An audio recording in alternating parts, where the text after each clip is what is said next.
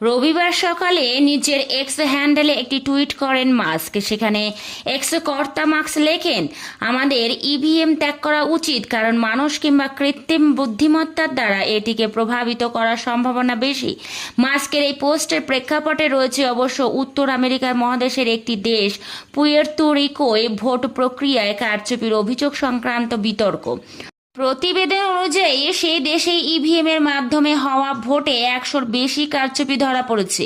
পরে নাকি ব্যালটে ভোট গ্রহণের মাধ্যমে সেই অনিয়ম সংশোধন করা হয়।